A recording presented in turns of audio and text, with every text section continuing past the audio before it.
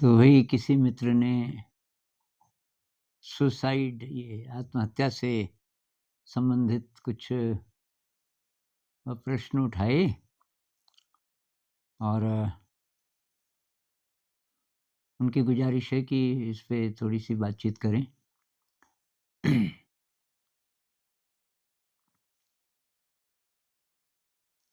तो भई सुसाइड को तो किसी भी एंगल से हम ठीक नहीं कह सकते, क्योंकि कुदरत ने हमें ये मनुष्य का अ, जो रूप दिया, तो मिलियंस मतलब लाखों-लाखों सालों की अ, लाखों सालों के इवोल्यूशन के बाद कहते हैं कि हम मनुष्य बनते हैं।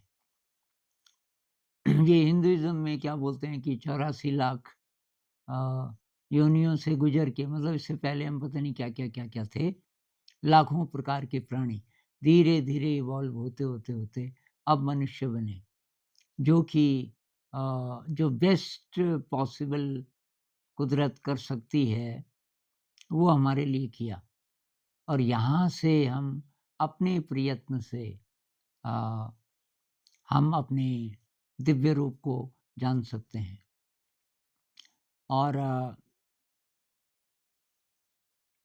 और हम इसका अंत कर दें, तो ये तो अपराध ही है, हर तरह से। अब कुछ-कुछ ऐसे केसेज़ हो सकते हैं, जहाँ कम अपराध कह सकते हैं इसको। जैसे कोई असाध्य बीमारी किसी को लगी हुई है, दर्द से तड़प रहा है, बर्दाश्त नहीं हो रहा है और उसका कोई इलाज भी नहीं है। कहीं से कोई ऐसी आशा नहीं है कि ये ठीक हो जाएगा और वो फिर हताश होके या निराश होके या बैलेंस्ड स्टेट ऑफ माइंड में ही ये सोच के कि जब ठीक ही नहीं होना, ऐसे तड़प-तड़प के कई-कई साल जी के क्या फ़ायदा? और वो आत्महत्या कर लेता है। कुछ बुज़ुर्ग लोग अब डेथ बेड पे है कोई बुज़ुर्ग और बहुत दर्द में है, तो वो रिक्वेस्ट कर सकता है कि भई मैं नहीं जीना चाहता और कभी-कभी वो रिक्वेस्ट करने लायक भी नहीं है। वो उसकी हालत ऐसी है जैसे कहते हैं कि कोमा में है, घर पर है लेकिन उसके सेंसेस भी काम नहीं कर रहे हैं और तब घरवाले आप उसको तो पूछ नहीं सकते, वो तो कुछ बोल ही नहीं रहा। तो घरवाले फैसला करते हैं। मैंने सुना साउथ में अब है कि नहीं है, कुछ साल पहले मैंने सुना था कि साउथ में कोई शायद ट्राइबल कम्युनिटी है, जो ये फैसला करते हैं कि अब मतलब इनके प्राण चले जाएँ तो अच्छा है। तो वो डॉक्टर को बुलाते हैं और रिक्वेस्ट करते हैं कि कुछ ऐसी दवाई दो कि ये चले जाएँ। अब ये बहुत रेयर केसेज़ हैं। कहीं शायद बुद्धिज़्म में ऐसा है कि कोई एनलाइटेंड हो गया और उसका काम पूरा हो गया इस प्लैनेट पे और अब वो इंतज़ार नहीं करना चाहता। कुछ रेयर केसेज़ हो सकते हैं। तो बुद्धिज़्म उसको भी सही तो मेरे ख़्याल से नहीं ठहराता। लेकिन अब एनलाइटेंड है तब ये फ़ैसला कर रहा है, तो शायद उतना बड़ा अपराध ना हो। लेकिन हम जो सामान्य लोग हैं, हम तो इवॉल्व हुए ही नहीं अभी। हमारी हालत तो कैटरपिलर की है और तितली बनने के लिए आए थे और कैटरपिलर ही रहते हुए मर जाएँ, ये वही कौन-सी बुद्धिमानी है। अब कुछ कहते हैं कि इसमें कोई हेरेडिटरी भी फैक्टर्स हैं।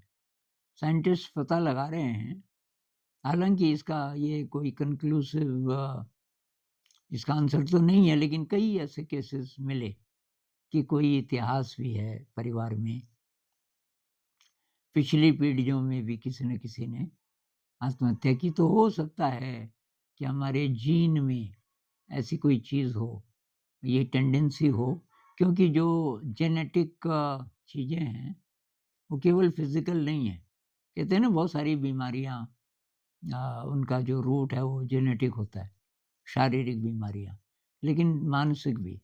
कुछ लोग कह कह रहे हैं कि ये जो सिज़ोफ्रेनिया है, इसके भी बहुत सारे केसेस मिले कि ये पहले भी था, पिछली पीढ़ी में भी किसी को था परिवार में, और ऐसे सुसाइड के भी कुछ केसेस मिले, लेकिन बहुत सारे फैक्टर्स हो सकते हैं। कुछ जैसे ये दुखी हो गया कोई बहुत ज़्यादा, कुछ ये भी हो सकता है। लेकिन जो लोग करते हैं सुसाइड, वो ज़्यादा दुखी होते हैं, ऐसा भी नहीं है।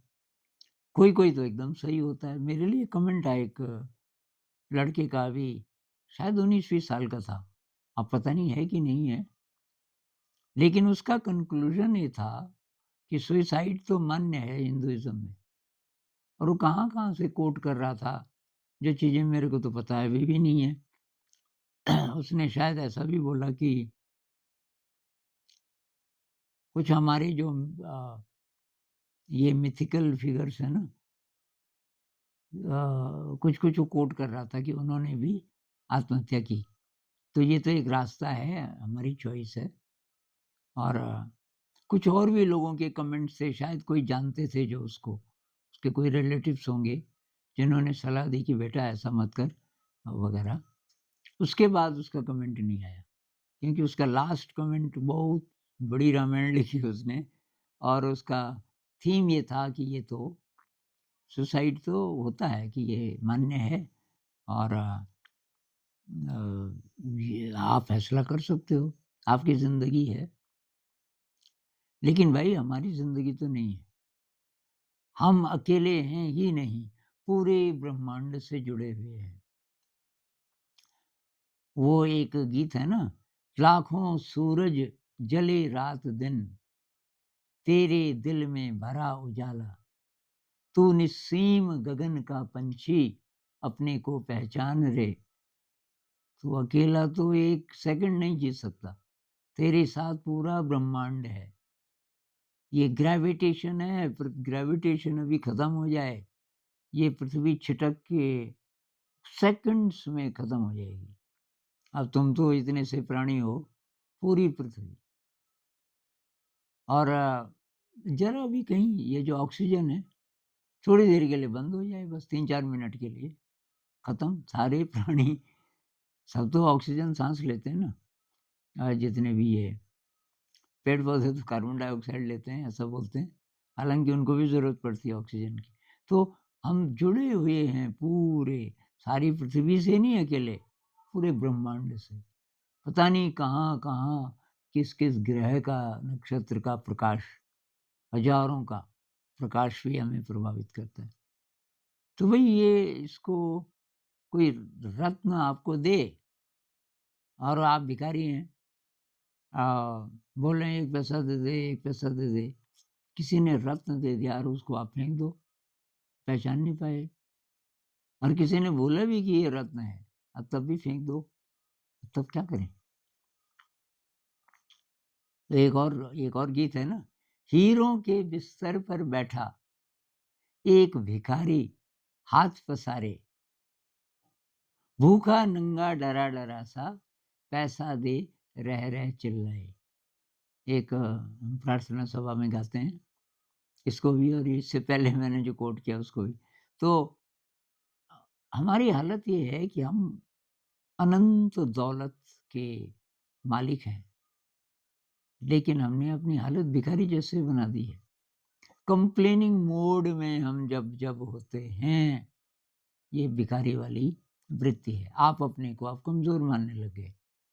जब तृष्णा वश आप कई-कई प्रकार से दुखी रहते हैं, काश ये होता, ये होता, ये होता। ये अंदर विद्रोह आ रहा है। ये जो समृद्ध लोग हैं, अरबपति, खरबपति हैं, इनकी ज़िंदगी देखो ऐश-आराम से है।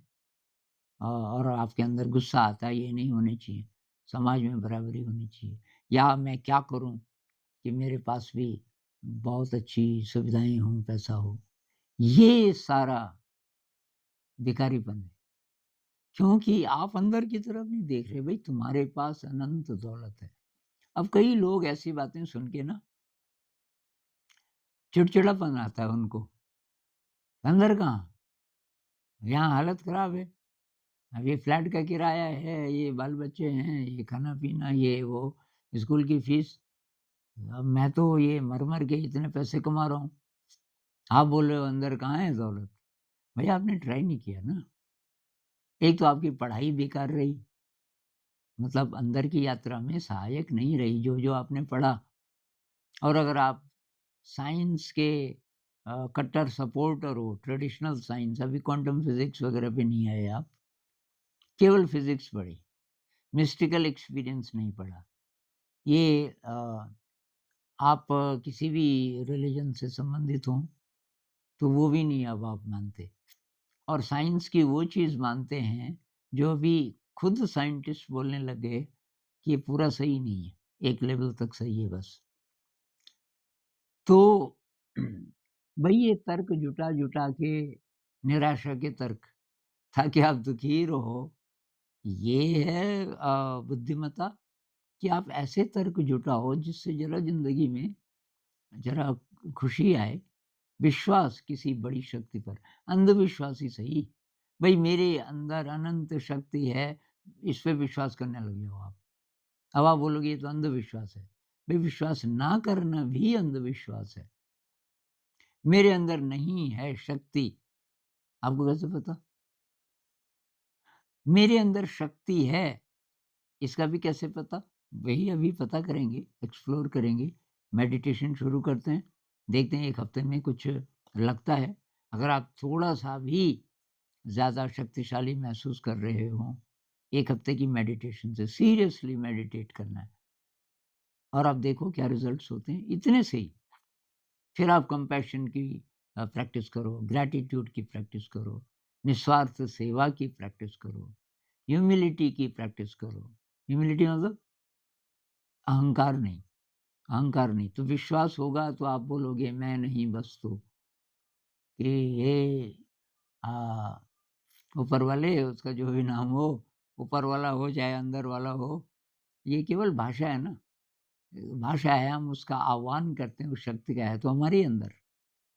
और हमारे अंदर बाहर सब जगह वही है।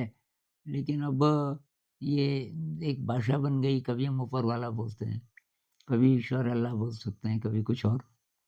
तो मतलब ये कि उस शक्ति को याद कर रहे हैं, और शक्ति तो यही है, शक्ति कहीं नहीं गई। हाँ, एक और ये गाना है ना, एक मैंने अभी जो बोला था उसकी एक और कड़ी, गंगा की लहरों पर लेटा कुछ मैं भूल गया, एक बूंद का प्यासा पागल, पल-पल तड़पे गोता खाए। मतलब गंगा में है, नदी में है, गंगा के गंगा के ऊपर लेटा हुआ है और प्यासा है। तो कबीर साहब का भी है ऐसा पानी विच मीन पियासी, मोहे सुन सुन आवे हासी। मुझे हँसी आती है। पानी के अंदर है मछली, प्यासी है। आप अनंत शक्ति अनंत खुशी के अदृश्य सागर में हैं और उसी सागर से ये बना है, ये ब्लिस से बना है ये शरीर। लेकिन कई जन्मों की मैल है और कई जन्मों की बात अगर आपको गले नहीं उतरती, इसी जन्म की बहुत मैल है भई। ये भी मैल ही है जो आप आत्महत्या की सोचते हो। ये मैल का ही एक हिस्सा है, क्योंकि आपको दौलत दिखती ही नहीं अपने में। तो भई कुछ भी कारण हो, हेरेडिटरी हो या बहुत ज़्यादा आप परेशान हो या बहुत ज़्यादा बीमार हो, मैं था बीमार अभी। भई 6 महीने से मेरी ऐसी हालत थी, सब डर गए थे बुरी तरह। क्योंकि एकदम बेड रिडन, उठ नहीं सकता था, खाना नहीं खा पा रहा था और ये वेट बहुत कम हो गया था। बस सिर्फ़ हड्डियों का बचा हुआ था वेट और सब घबरा गए। फिर कहने लगे कि और टेस्ट करवाते हैं, कुछ तो करवाए, कुछ नहीं निकला। ब्लड टेस्ट करवाया तब तक मैं ज़रा ठीक था।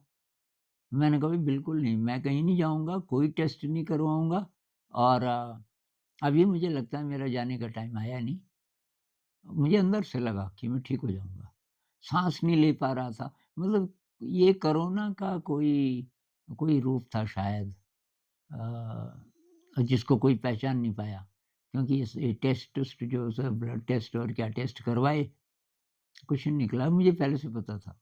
मैंने कहा, यार तुम फालतू करवा रहे। पर दोस्तों ने बोला कि नहीं, अब सबूत क्या है? तो कुछ तो एविडेंस होना चाहिए, अब नहीं निकलेगा तो नहीं निकलेगा। अब डॉक्टर भी हैरान कि अब क्या इलाज करें? तो मैंने इस पे एक वीडियो बनाया था। एक लड़की आई थी यहाँ, सुमेधा नाम है उसका, महाराष्ट्र की। ये चैनल के थ्रू उससे दोस्ती हुई। मतलब हमको शेयर करती थी वो अपनी प्रॉब्लम्स वगैरह-वगैरह, और उसकी श्रद्धा कुछ ज़्यादा ही हो गई। फिर वो यहाँ आई कुछ दिन रहने के लिए, फिर उसको मेरी हालत देखी, तो उसने बताया कि मेरी माँ को भी बिल्कुल ऐसे ही था, और एक होम्योपैथ हैं, ये अपर्णा देशमुख, पूना की, उनके बारे में भी मैंने एक वीडियो बनाया हुआ है। कमाल की डॉक्टर, कमाल की। अ, और उनको तो सुमेधा को मैंने कहा उनको फ़ोन कर। मुझे लगता है अपर्णा जी पहले से या तो मुझे जानती थी। उन्होंने तुरंत बोला कि आप सब अब मेरे ऊपर छोड़ दो।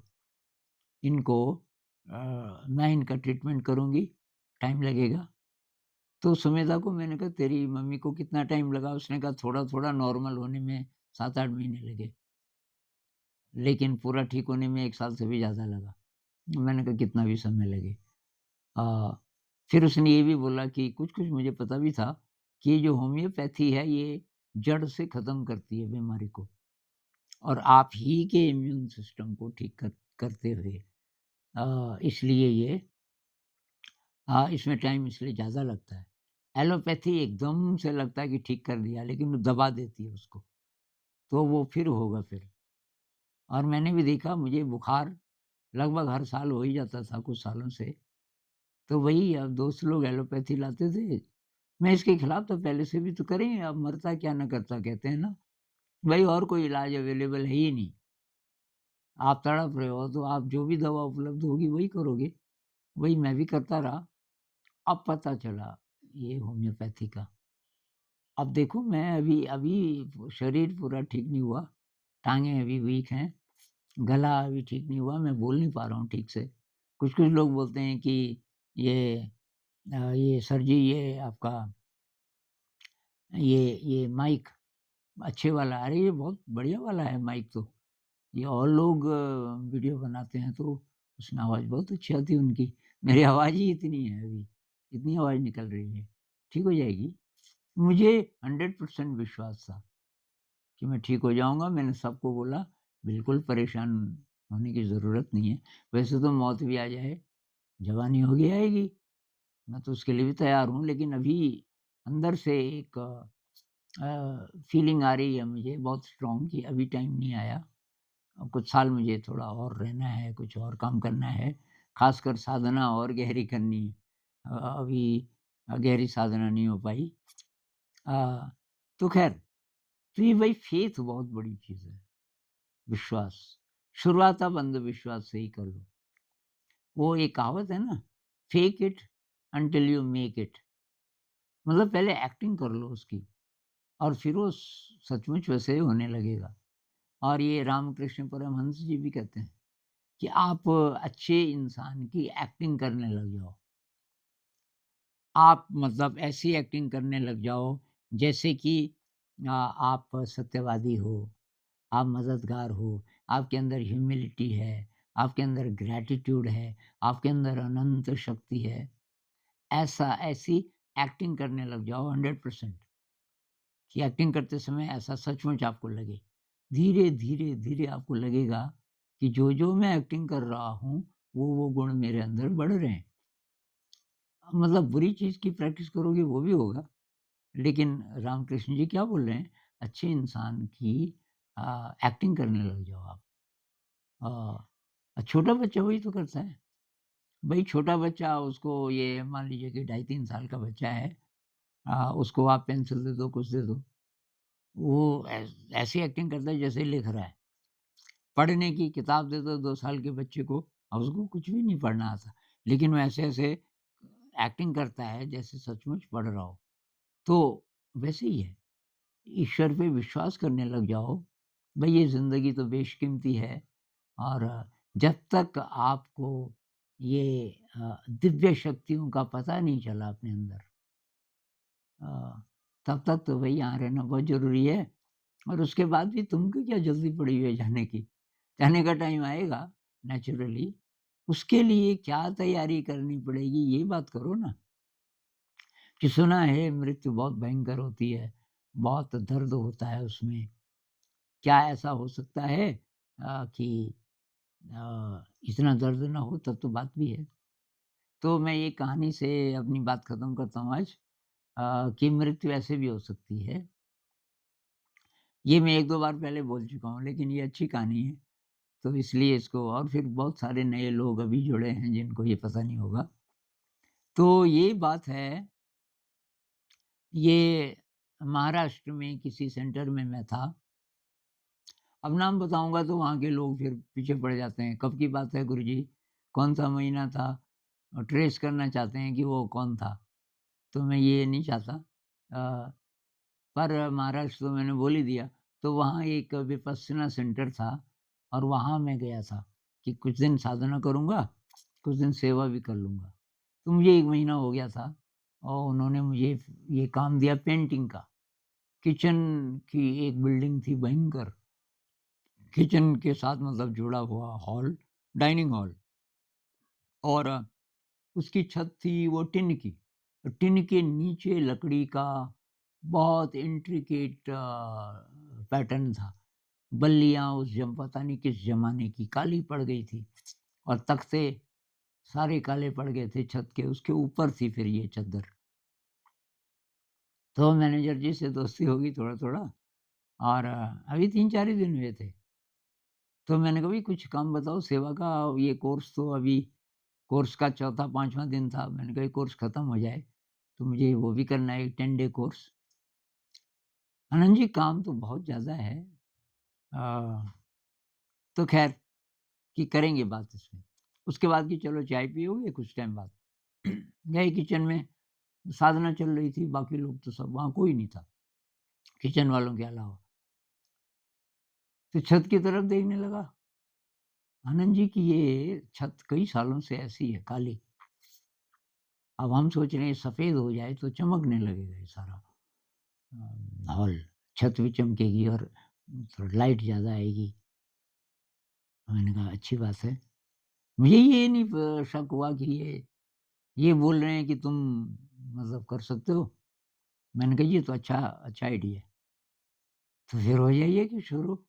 अब मैंने तो कभी ये किया नहीं था। मैं देखा उनकी तरफ कि 40 किलो पेंट मैं खरीदा हुआ है मैंने, व्हाइट पेंट। मैं फिर भी चुप आपको क्या हेल्पर भी दूँगा ना, चिंता क्यों कर रहे हैं? मैंने सोचा अचानक ये इनसाइट आया, ये नया काम है मेरे लिए, क्या मैं इसको साधना की तरह कर सकता हूँ, माइंडफुल रहते हुए? ख़ैर 31 दिन लगे थे मुझे, पर मैंने वो कर दिया। करते-करते मैं सीख भी गया, कैसे करके पेंट नीचे ज़्यादा गिर जाता है, नीचे पहले अखबार बिछा दो। क्योंकि ये भी था ना कि अब खाने का टाइम जैसे है 20 मिनट बाद 20 मिनट बाद वो सारे लोग आने वाले हैं, 100 से ज़्यादा लोग खाते थे उस किचन में। उससे पहले फर्श साफ होना चाहिए, पेंट की एक भी बूँद कहीं गिरी हो, तो मैं अखबार काफ़ी दूर-दूर तक बिछा देता था, बूँदें तो गिरती थी। फिर उन अखबारों को हेल्पर मुझे कोई मिला नहीं ढंग का। तो मैं बोलता था, "भई ढंग से काम करना है तो ठीक, नहीं तो भाई तू जा।" 31 दिन।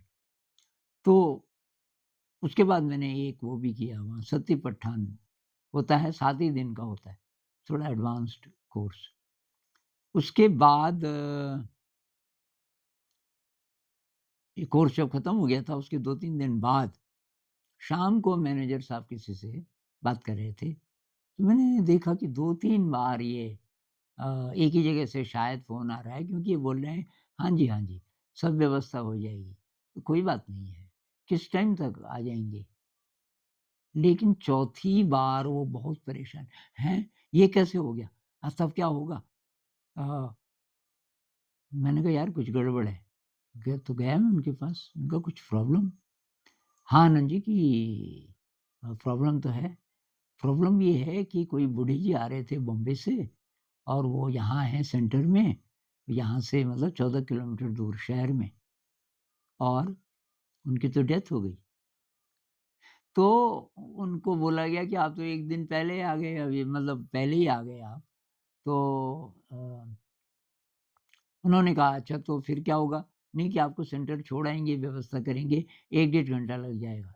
शाम की बात थी 7-8 बजे, तो कि मुझे एक बढ़िया चेयर दे दो जिसमें मैं आराम से बैठ सकूँ। और वो बैठे, डेढ़ 2 घंटे बाद पता चला कि वो मर गए और चेहरे पे मुस्कान। ऐसी मृत्यु हो तो कोई बात भी है ना? ध्यान में मर गए। इस पे और बात करेंगे। नमस्कार।